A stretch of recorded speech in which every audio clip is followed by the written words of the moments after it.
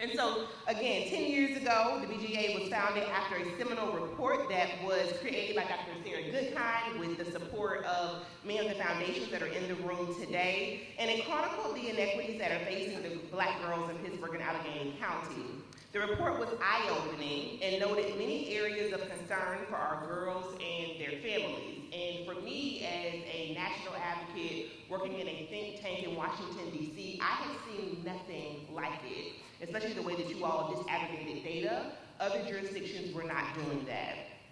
And that report operated as the guiding star for our advocacy, and we're grateful that Dr. Sarah Goodkind is here today to share updates on the report. And she'll lead us in a presentation that covers the data, and afterwards we'll hear from our systems leaders. And for those leaders who are here now, please make your way to the back to get mic'd up, because as soon as Sarah's finished, we will have you all come up to the front of the stage. And so Sarah, you are up next. Good morning, everyone. I'm really delighted to be with you all here at the 10th Annual Equity Summit.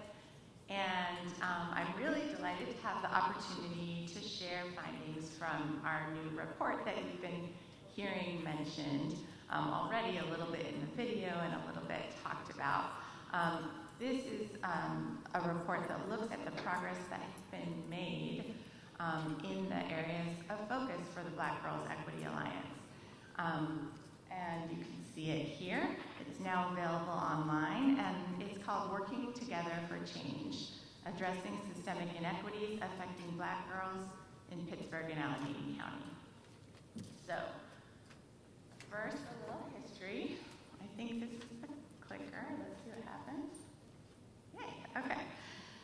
So, you've also heard mentioned already, and many of you remember, in 2016, we produced an earlier report called Inequities Affecting Black Girls in Pittsburgh and Allegheny County.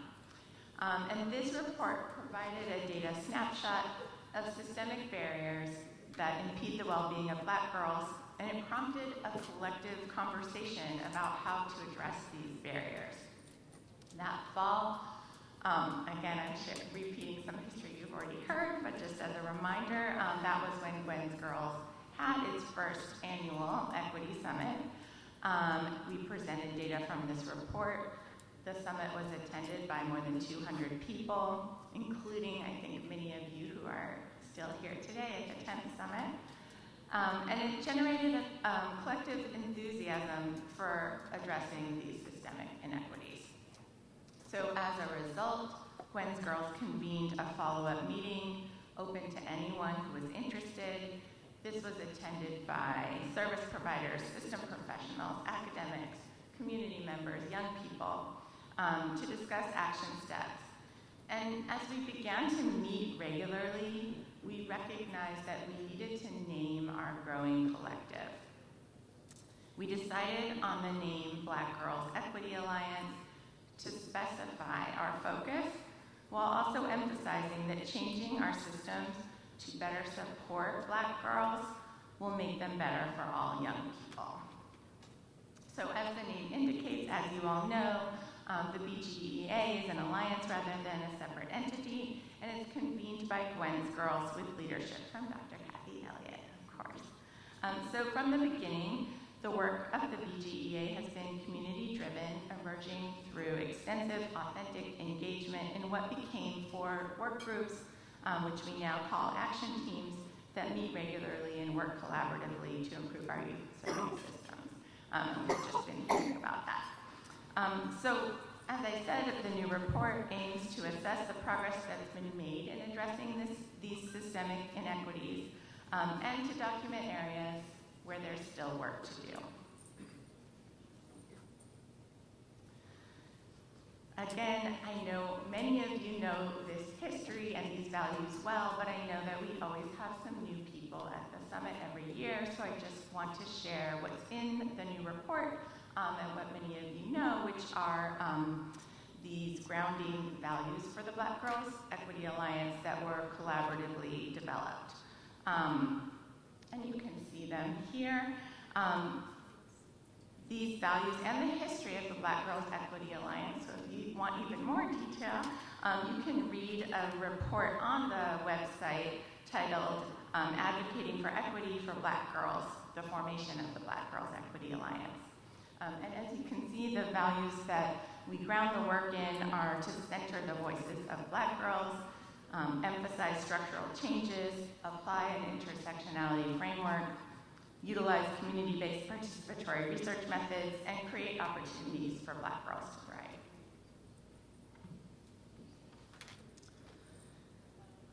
As I said, our newest report and all of our work are grounded in these values. So in this new report, and in what we're sharing today, we present data from the report in 2016 alongside current data so that we can highlight bright spots and then offer some recommendations for moving forward. Okay. And just one more thing before I get to the data, I want to say a word about the membership of the Black Girls Equity Alliance. Over the past decade, as we've been talking about this morning, many organizations and individuals have contributed to the work. And we're really grateful for all of you. And we also want everyone who's new here today to know that you can join us too. And you can go to the website and learn more if you're motivated to get involved.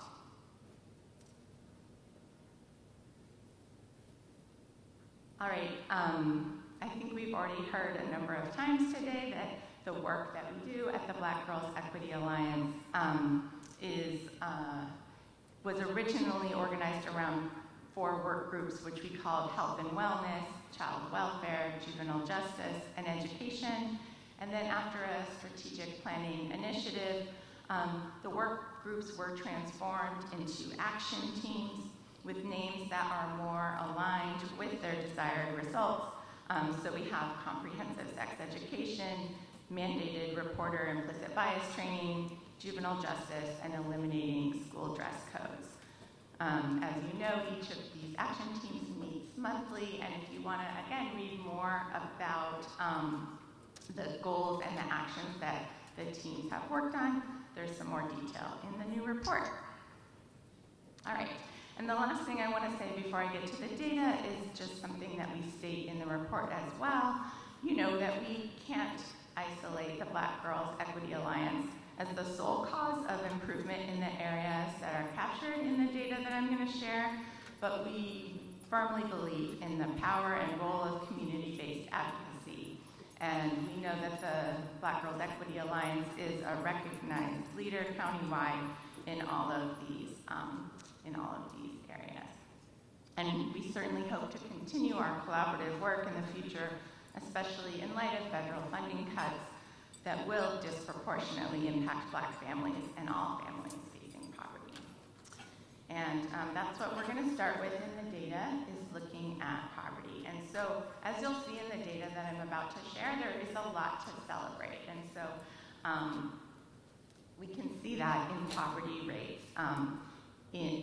On this slide, we have poverty rates in the U.S., in Allegheny County, and in the city of Pittsburgh for Black girls and for white girls.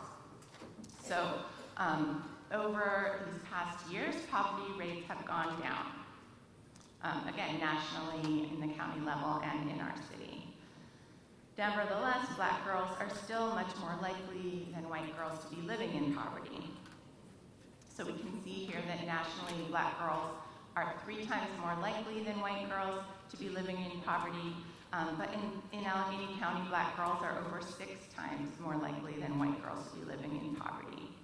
And this disparity has actually increased over the past decade. Another thing that I think was mentioned in the video, almost half, 49% of Black girls in Pittsburgh are living in poverty. And I think a lot of us have concerns, again, about some policy changes that are coming soon that could make this worse. So this is an area that we need to continue to focus on.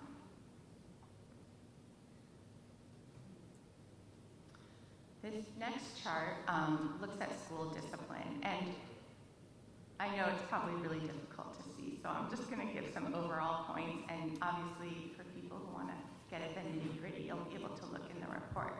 So this is showing out-of-school suspension rates in Pittsburgh public high schools for 2 different school years, 2013 to 2014, which was the data that was in the 2016 report, and then also the most recent school year of 2024 to 2025. So the bars in the chart represent the proportion of Black and white girls, respectively, who received an out-of-school suspension that year, out of the total number of Black and white girls in each school. So what this chart shows, and you might not be able to see, out-of-school suspension rates have gone down for Black girls at all Pittsburgh public schools, high schools, except for Alderdice and Obama. But those, actually, Alderdice and Obama do have lower suspension rates for Black girls than many of the other high schools. You can see here also, or maybe you can't, but current suspension rates for Black girls are highest at Malines, Westinghouse, Brashear, Carrick, and Perry. And with the exception of Obama, which has lower suspension rates for Black girls, the schools with the highest suspension rates of Black girls are also the schools with the highest proportion of Black students in their school populations, which you can see here. This chart is also in the report, and it just shows the racial and ethnic makeup of all of these Pittsburgh public schools.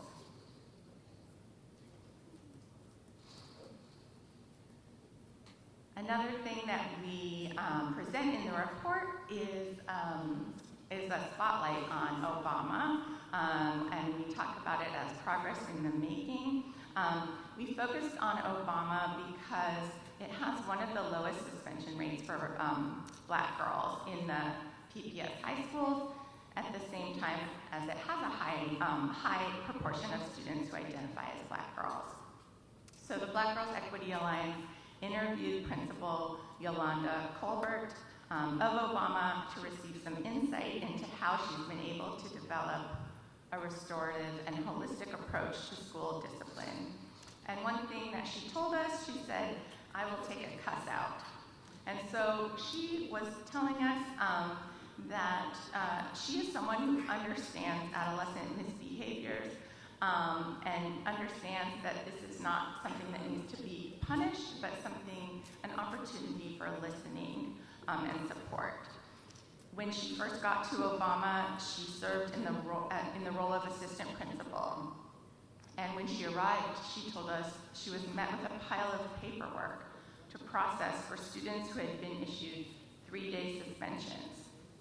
She vowed to reform this practice, and she started by talking to a group of Black girls who shared insight into how she could encourage teachers to reshape how they approach classroom discipline.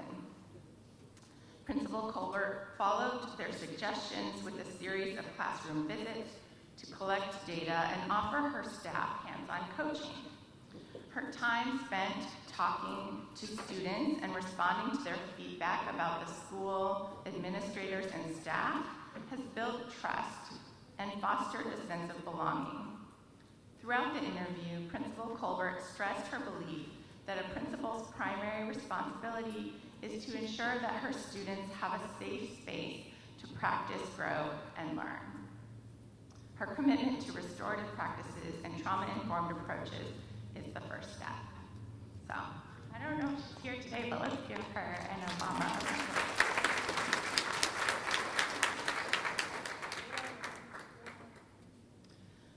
One thing that we looked at in the first report was athletic opportunities.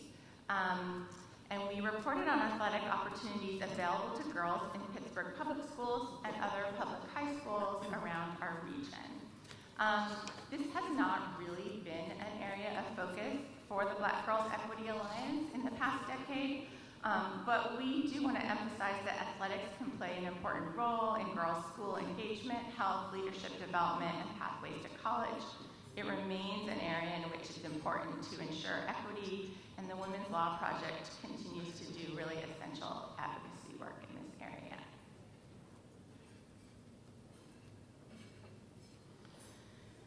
Now I'm going to turn to talking about some data from self-reports of girls about their experiences of violence and abuse. So we get these data from the Healthy Allegheny Teen Survey. And I just want to connect back again with the issue of poverty, because we know that poverty increases girls' risk of abuse and exploitation. And the Black Girls Equity Alliance has supported policy efforts to address it. Black Girls Equity Alliance members have also been leaders of local efforts to reduce gender-based violence through initiatives like Expect Respect and Coaching Boys into Men, which support young people in developing healthy relationship attitudes, skills, and practices. So what you see on this slide is data from the 2023 Healthy Allegheny Teen Survey. And these data were collected from students in 9 Pittsburgh public schools and 8 Allegheny Intermediate Unit schools. And what we see on this slide is that Black girls report higher rates of physical abuse and family and neighborhood violence than white girls. But what we see on this slide, which has data from the same source, from the Healthy Allegheny Teen Survey, that there are no statistically significant differences between Black and white girls' reports of dating and sexual violence, or of being threatened or injured with a weapon. That you can see that here. Nevertheless, these rates of victimization are too high, an important area that we need to continue our prevention efforts. I'm now going to talk briefly about involvement in the child welfare system. So this slide, again, it's a little bit difficult perhaps to see, but what it's showing is that in contrast to white girls, a higher proportion of Black girls who placed in out-of-home care through the child welfare system enter placement as teens. That was true in 2015, which you can see here, and it's true still in 2024. The patterns look pretty much the same. However, what those two charts don't show is enormous changes that have happened during this time. And I know this is also probably a little bit difficult to read, so I'm going to just tell you what you can take from it. The number of teens in Allegheny County being removed from the home in the child welfare system and placed in care has decreased significantly over this period. And an even larger change from 2015 to 2024, actually you can see here, is in the type of out-of-home placement. So in 2015, Black girls involved in child welfare as adolescents were often placed in congregate care facilities, such as group homes or other institutional facilities. Placement in congregate care is associated with worse outcomes for girls, including subsequent legal system involvement. And so this chart shows enormous progress. It shows a 73% decrease in the placement of Black teen girls in congregate care, along with increases in their placement in kinship and foster care as the preferred alternative.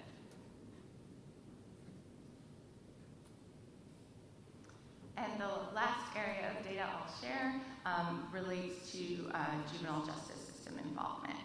So using the most up-to-date data that were available at the time, our 2016 report documented that nationally, Black girls were referred to the juvenile court at a rate 3 times that of white girls. However, at that time, Black girls in Allegheny County were referred to the juvenile court at a rate 10 times that of white girls. Looking now, again, at the most recent data available, the good news is that racial disproportionality in juvenile court referrals of girls has gone down both nationally and locally. Also, overall referral rates have decreased significantly across all groups. In 2015, Black girls in Allegheny County were referred to the juvenile court at a rate of 41 per 1,000 Black girls aged 10 through 17. In 2023, this rate had fallen to 17, a 59% decrease. And that's really huge and a cause for celebration. So, clap for that.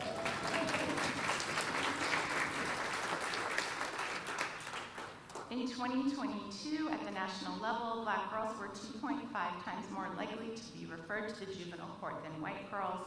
And in 2023, in Allegheny County, Black girls were 6.5 times more likely to be referred than white girls. And that's a smaller disparity than you see in this chart because there's more recent data available for Allegheny County than there is for the U.S. as a whole. So while this is still a really distressing, unacceptable rate of racial disproportionality, it represents an enormous amount of progress. Again, I think we should be really proud. And I want to just end looking at this slide by noting that in 2022, and you can see this here, the juvenile court referral rate of Black girls in Allegheny County was 25% lower than the national referral rate for Black girls.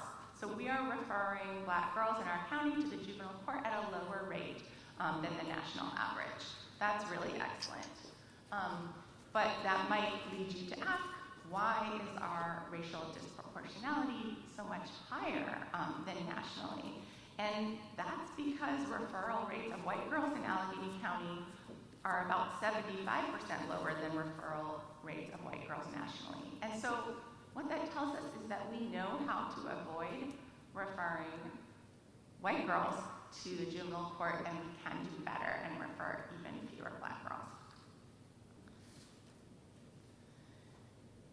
I'm going to give you a little more detail. I'm almost done with the data. Okay, so about 1/3 of juvenile court referrals of Black girls in Allegheny County were for assault in 2015. And in 2023, 1/4 of juvenile court referrals for Black girls were for assault. So that's a good improvement. We see, looking at data, self-report data from the 2023 Healthy Allegheny Teen Survey, that 29% of Black girls and 10% of white girls reported being involved in a physical fight in the past year. So that suggests that Black girls may be about 3 times as likely as white girls to engage in fighting. Yet Black girls in Allegheny County are 8 times more likely than white girls to be referred to the juvenile court for simple assault and 12 times more likely for aggravated assault. And overall, Black girls are 7 times more likely than white girls to be referred for violent offenses. That's on the chart. So this tells us that differences in behaviors do not account for racial disproportionalities in juvenile court referral rates of Black and white girls. And I just want to give one more example of that, of the way that behaviors cannot account for the actual differences in referrals. This chart, again with data from the Healthy Allegheny Teen Survey, shows rates of substance use among Black girls and white girls in Allegheny County. And as you can see here, they have similar rates of tobacco, alcohol, marijuana, and other drug use. None of the differences in this chart are statistically significant. Yet Black girls in Allegheny County are 4 times as likely as white girls to be referred to the juvenile court for drug offenses. Again, what's in this chart. So we need to do better. Last thing I'll talk about is that Black girls are 8 times more likely than white girls to be referred to the juvenile court for non-payment of fines, down from 14 times more likely in 2015. This may be because they're disproportionately living in poverty. They're certainly receiving more summary citations, which Gada can tell you a lot more about. And so juvenile court referrals for failure to comply are often for non-payment of fines. This does remain an area of concern as referrals for failure to comply continue to constitute a larger proportion of total juvenile court referrals for Black girls than for any other group. However, the BGEA has learned that referrals for non-payment of fines are no longer processed formally in the juvenile court in Allegheny County. And that is a practice that has changed over the past decade and should definitely be commended.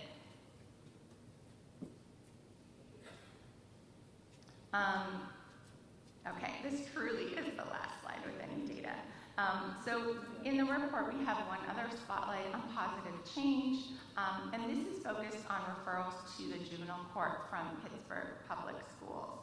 So in 2024, Pittsburgh Public Schools Police made just 11 referrals of black girls to the juvenile court, down from 152 in 2019. So in 5 years, from 152 down to 11. And again, in our earlier Black Girls Equity Alliance report in 2019, we found that Pittsburgh Public Schools Police at that time were the single largest juvenile court referral source of black girls in Allegheny County, accounting for over 40% of all referrals of black girls that year. In contrast, in 2024, Pittsburgh Public Schools Police made just 6% of total juvenile court referrals of black girls in Allegheny County. So, yay! Yeah. All right, so I know I threw a lot at you. Here are just a few key takeaways to keep in mind as we move into the panel discussion, where you'll get to hear from and ask questions to the system leaders who have helped to shepherd so many of these wonderful changes along.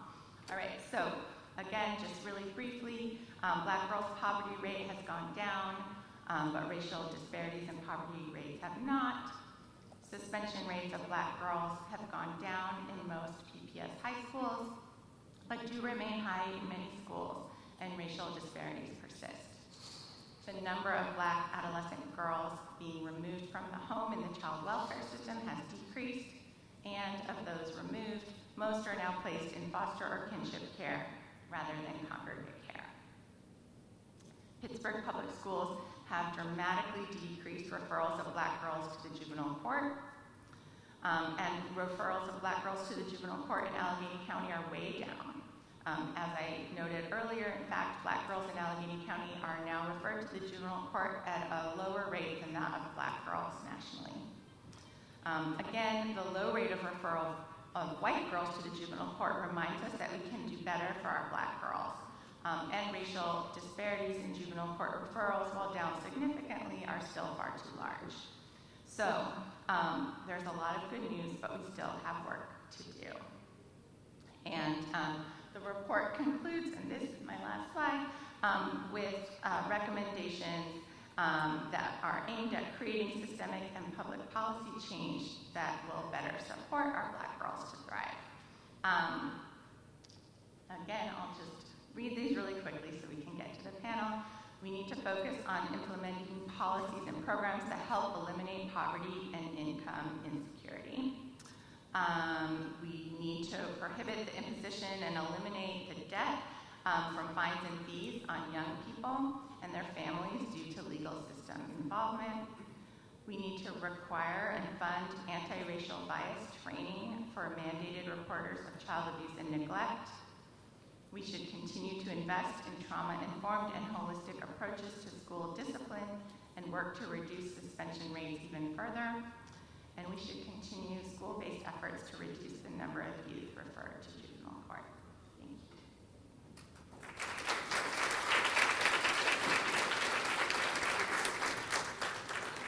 you. Okay, many thanks, Sarah. Sarah, actually don't go anywhere. Stay right there. Because before we do our panel, I wanted to know if the audience had any questions for Sarah. If anyone has any questions specifically about the data or any of the gains or the challenges that persist. I know a lot got thrown at us. Right here. You mentioned the referrals to juvenile court. Do we know if these referrals are given to first-time incidents, or it doesn't matter? I think those referrals could include people that it's their first time incident, and it could also include young people who it's not their first time. I mean, honestly, there are probably people, and I think Russ Carlino, who will be on the panel, could even better than I could answer that question about who's included. But you know, the referrals to juvenile court, a lot of them are based on arrests that police make, but they could also come from other sources. So part of understanding where the referrals come from and as we talked about, we try to look at that data, like where are the referrals coming from is really important in understanding why the numbers are what they are. But yeah, I don't know if the juvenile court is looking at how many of those are first-time referrals or how many might be young people who've been referred before. Yeah, that's a good question. Yeah, that's an excellent question. Any other questions for Sarah?